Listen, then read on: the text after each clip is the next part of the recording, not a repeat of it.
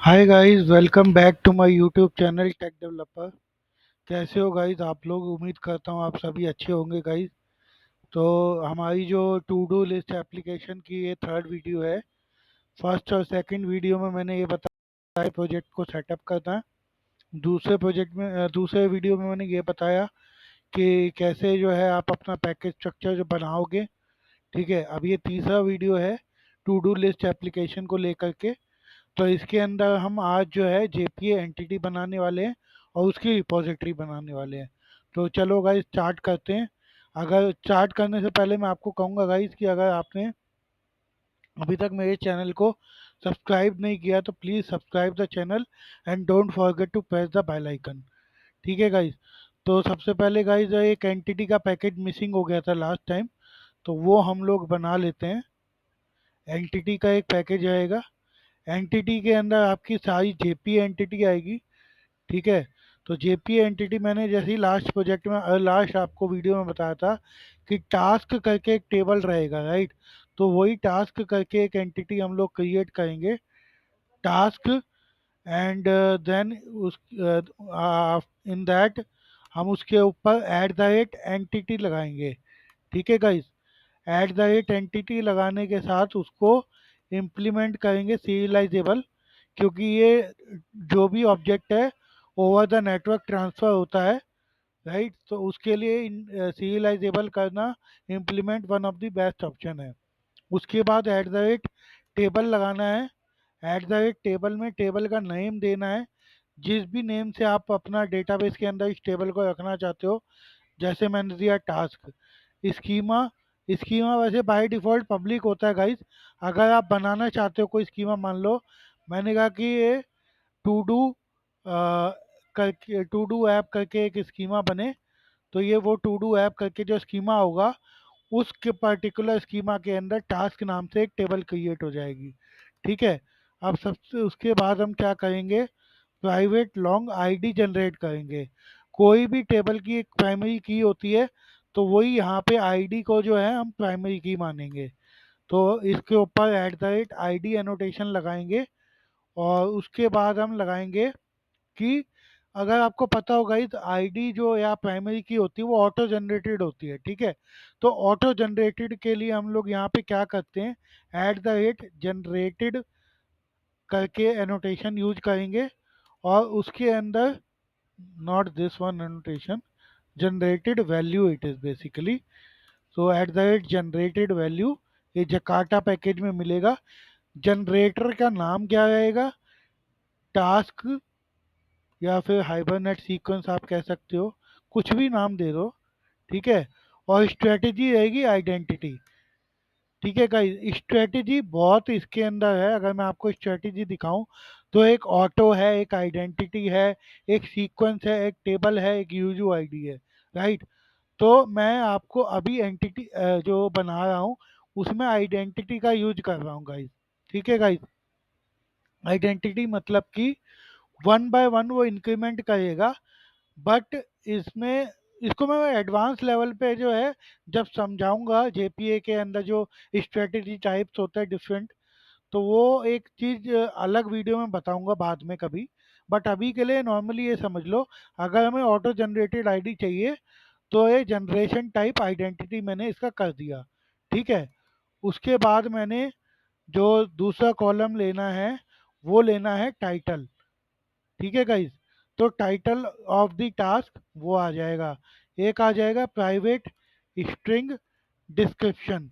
तो हम डिस्क्रिप्शन के लिए एक ये कॉलम बना दिया, क्योंकि अगर यहाँ देखोगे ID title description, task creation date, task updation date, अब ये दो चीज़ें बची हैं। तो टास्क क्रिएशन डेट के लिए लोकल डेट ले ले सकते हैं या लोकल डेट टाइम ले सकते हैं, जो आप लेना चाहो वो आप ले लो। तो मैं यहाँ लोकल डेट टाइम ले रहा हूँ, क्रिएटेड एट, ऐसे ही मैं लोकल डेट टाइम लूँगा अपडेटेड एट। ठीक है गाइज। अच्छा, अब दूसरी चीज़ ये है कि लोकल डेट टाइम आ गया। अब उसके बाद आपको क्या करना है, यहाँ पे जैसे eight the rate I D generated value लगाया, ऐसे ही आप एट द रेट कोलम लगा सकते हो। अगर आपको आईडी का नेम रखना है जैसे टास्क अंडरस्कोर आईडी, ठीक है ना, तो टेबल में जो टास्क अंडरस्कोर आईडी टेबल मतलब कॉलम नेम ये रहेगा, ठीक है।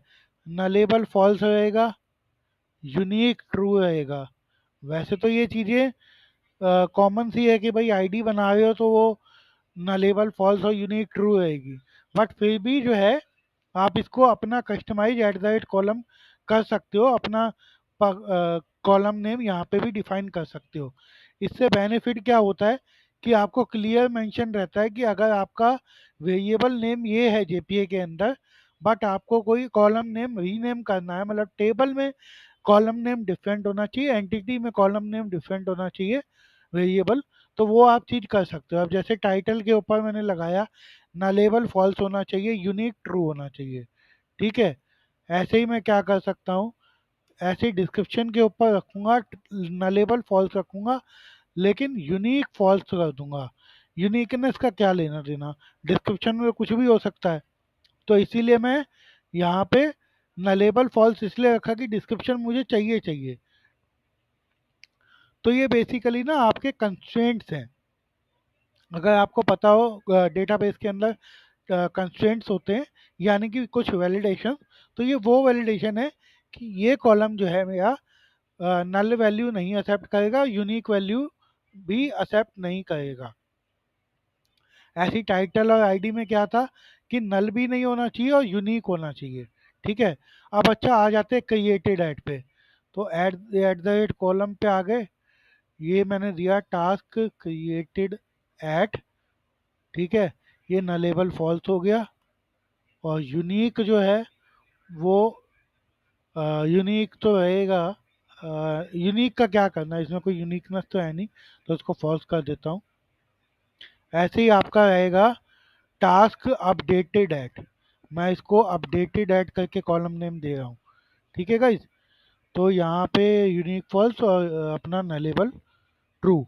नलेबल ट्रू इसलिए रख देता हूँ क्योंकि हर बार तो अपडेट होगा नहीं, जब अपडेट होगा तब उसका अपडेट वैल्यू आ जाएगा, ठीक है गाइज।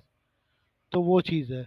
अच्छा, अब एक दूसरी चीज़ गाइज कि क्रिएटेड एट और अपडेटेड एट हमें मैनुअली पुट करने की ज़रूरत नहीं होती, इसके लिए जेपीए अपने को एनोटेशन देता है, वो होता है creation time stamp.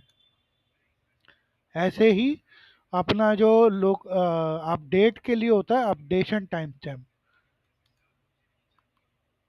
Update time stamp, sorry not updation, it is a creation time stamp जो क्रिएट के टाइम पे यूज़ होता है, और अपडेट टाइम स्टैम्प जो कि आपका अपडेट के टाइम पे ऑटोमेटिकली वो टाइम अपडेट करता है।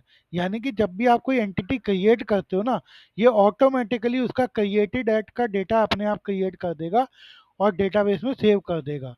और ऐसे ही जब आप अपडेट करोगे एंटिटी, तब ये अपडेटेड टाइम स्टैम्प को अपडेट कर देगा, ठीक है गाइज।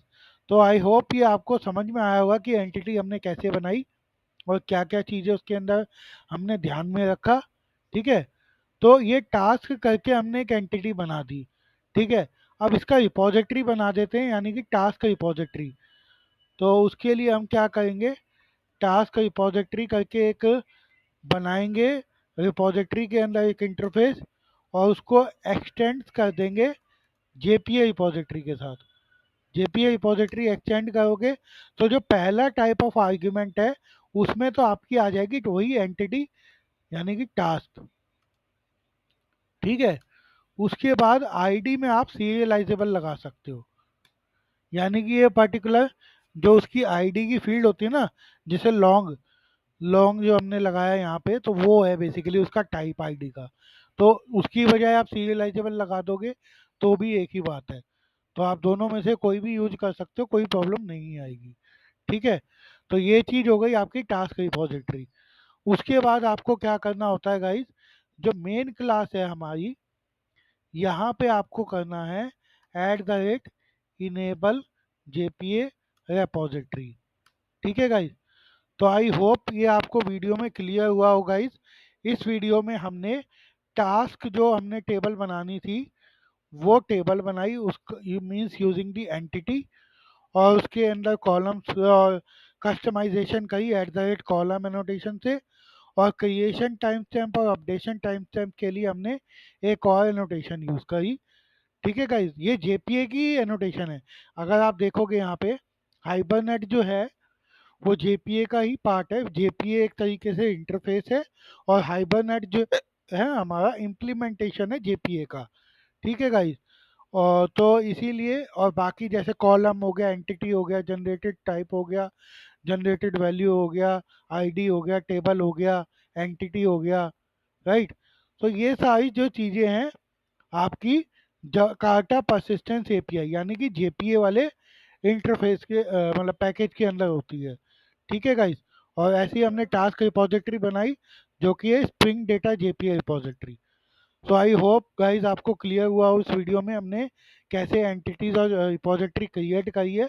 अगली वीडियो में हम इसके ऊपर फॉर्म्स और डीटीओ बनाएंगे, यानी कि हम पहले कंसिडर करेंगे कि हम रिक्वेस्ट पेलोड में क्या डेटा लेंगे और अपने रिस्पॉन्स के अंदर हम क्या डेटा भेजेंगे, तो हम उसके ऊपर काम करेंगे।